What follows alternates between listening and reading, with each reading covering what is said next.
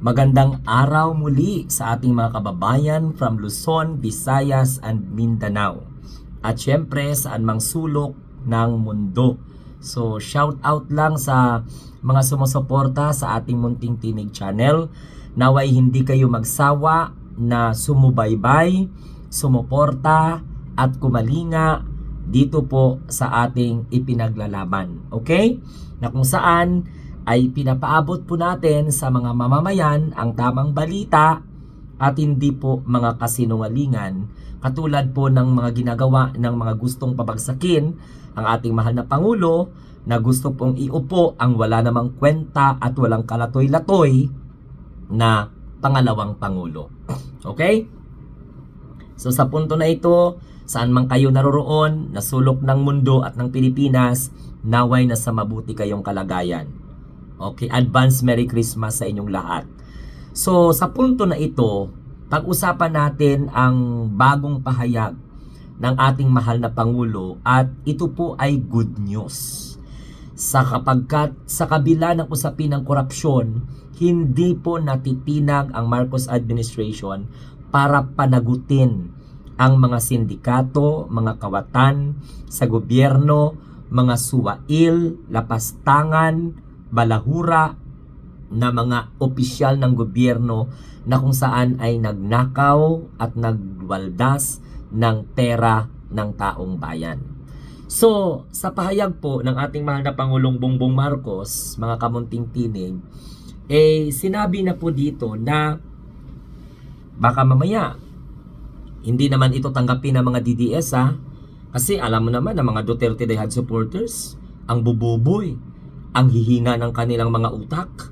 Kahit anong paliwanag mo ay hindi pa rin po nila naiintindihan yun.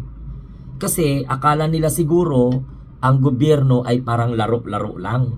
Hindi nila naiintindihan ang presidente, ginagawa po ang lahat, mapanagot, no? Held accountable yung mga may sala.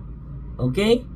Yung nagpahirap sa buhay ng iilan nating mga kababayan dahil po sa kanilang kapalpakan at hindi po pag-deliver ng maaayos na serbisyo. So, sa pahayag po ng ating mahal na Pangulo, sinabi po niya dito na 280 banks na po pala, no, accounts. 280 bank accounts. Yan ang sinabi ng ating mahal na Pangulo sa kanyang bagong podcast. 22 po mga kamunting tinig na mga insurance policy. Grabe. Baka kasali pa po dyan yung insurance policy na kung saan ay may kinalaman ang asawa ni Rodante Marcoleta. Abangan po natin yan. Okay? So, syempre, meron pong 8 aircrafts. Grabe naman. Na may kaugnayan, mga kamunting tinig, sa Silver Wolves Consultant Corporation. Hala, grabe. No, ito uulitin ko. May 280 bank accounts, may 22 insurance policy, may 8 aircrafts na may kaugnayan o relasyon sa Silver Wolves Sky and Aviation Corporation at kina Congressman Eric Yap at Edvic Yap ay may mga freeze order na mula po sa Court of Appeals. So ano ang ibig sabihin ng freeze order? Billion, trillion man halaga ng mga assets na yan, pag na-freeze na yan, hindi po nila magagalaw yan. Isipin ninyo mga kamunting tinig, sa panahon ng Duterte administration, wala tayong nababalitaan ng mga ganyan. Hindi malang napi-freeze. Kaya yung mga pangkukulimbat, panggagancho sa pera ng taong bayan, na mga tiwaling mga mambabatas, mga opisyal ng Department of Public Works and Highways, mga kontraktor, okay, hindi man lang po nagawa ng paraan na ma-freeze. Kaya malaya po silang mang-aswang ng pondo ng taong bayan. Pero sa punto na ito, masaya pong ibinalita ng ating mahal na Pangulo kung kayo po ay nakikinig. Sa mga hindi po nakikinig, uulitin ko. Mayroon pong 280 bank accounts. Imagine mo yan. 22 na mga insurance policy. At ito pa, may mga 8 aircrafts na kung saan ay may kinalaman po sa Silver Wolves Corporation. At syempre, kina Edvic Yap, Eric Yap, na na-freeze na po mula, ang utos na yan ay mula po sa Court of Appeals. Freeze order yan So, mga kamunting tinig, kung i-analyze po natin, itong aksyon na ito ng gobyerno na ipa-freeze yung lahat ng kanilang mga assets, napakahalagang hakbang po ito upang nang sa ganun, mapoprotektahan po ang pera ng bayan. At maisigurado na may pananagutan ang bawat isa, yung mga nabanggit, yung mga involved. So, wala pong puwang ang pang-aabuso sa pera ng bayan under Marcos administration. Pero alam nyo, sa totoo lang, hindi pa rin po naiintindihan ng mga DDS yan. Hindi pa rin naiintindihan ng mga kritiko yan. Hindi pa rin naiintindihan ng mga Duterte yan. Dahil naniniwala sila sa kanilang sariling kalutangan, sariling kabubuhan, sariling kabaliwan, at naniniwala sila sa kanilang mga sariling katangahan at kababalaghan. Hindi po nila matatanggap ito. Sabihin naman nila ito balat sibuyas naman ng gobyerno.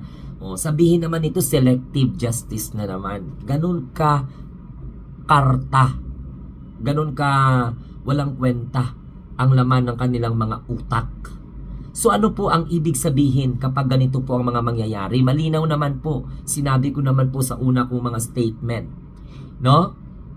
So, ibig sabihin sa punto na ito na dapat ninyong i-reflect na paliit na po ang kanilang mundo.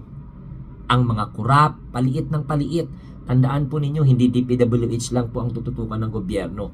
Soon, iba't ibang ahensya, i-check po yan. That will be the start of their, what we call this, the beginning. Ang pagbagsak ng mga mapagsamantala. So, ibig sabihin po ng pag-freeze po ng kanilang mga assets, yung mga 280 bank accounts, 22 insurance policy, 8 aircraft, paliit na po ang kanilang mga mundo. Ang kanilang paggalaw ay maliit na po. Okay? So, kapag marami po mga assets ang napi-freeze na po ng gobyerno, so, ibig sabihin po niyan, okay, less mobility, so hindi na po nila magagamit yun. Hindi na po nila kayang magbayad kung sino pa yung babayad nila, kung sino pa yung i-extort nila. They cannot use that assets anymore. Okay? And, what we call this, higher chances na mabawi po yan ng ating gobyerno. Kasi pera po ng taong bayan yan. Okay? Mabawi po ang kanilang mga ninakaw. So, walang puwang ang tiwali sa bayan under Marcos administration. So, mga maka-Duterte, hindi pa ba kayo natutuwa? Galit pa rin ba kayo kay Pangulong Bongbong Marcos? Si Pangulong Bongbong Marcos lang ang presidenteng nagbunyag ng katiwalian. Ilang dekada na wala tayong nakitang ganun. Si Rodrigo Duterte, ang animal, sikat lang. Sinabi niyang tarampant or talamak ang korupsyon, may mga ghost project, substandard. Ang tanong, anong ginawa niya? Pinabayaan niya. Nagbuo siya ng anti-crime and corruption commission. Pero ano nangyari? Wala. Balat sibuyas. Wala man lang napakulong, wala lang man na-isyuhan ng waran. Nakita ninyo, wala man lang po na-raffle ang mga kaso. Kasi sacred cow ang ginawang estilo. So yan po yung mensahe na gusto pong ipaabot ng ating mahal na Pangulong Bongbong Marcos. Ang pagbalita, ang pag-update. Tingnan mo nag-update po ang ating mahal na presidente kung ano po yung yung progress. At saka, mabilis po ang aksyon ng gobyerno. Kasi katulad niyan, sabi ko nga kanina, sa una ko po na video, itong Diskaya, pag makulong, ay ba, yung iba nga mga gamit ni Diskaya, nasubasta na, bumalik na yung perang ilan sa ating kabanang bayan. Mas malaki pa po kasi ang what we call this, mas malaki po kasi ang chances o mas malaki pong fish kasi ang mga Diskaya kumpara po kay Napoles. At itong si Napoles nakulong. Taon pa ang binilang, samantalang itong mga Diskaya nag-order na ang Pangulo, ikulong sila, hulihin sila, arestuhin sila. 4 months after na ibinunyag po ng Pangulo ang katiwalian sa infrastructure project. So maraming salamat po again sa lahat ng sumusuporta sa ating mahal na Pangulo at sa kanyang mga pulisiya laban po sa korupsyon. Ito po ang inyong lingkod, ang munting tinig ng ordinaryong Pilipino. Have a nice day, God bless, and adios.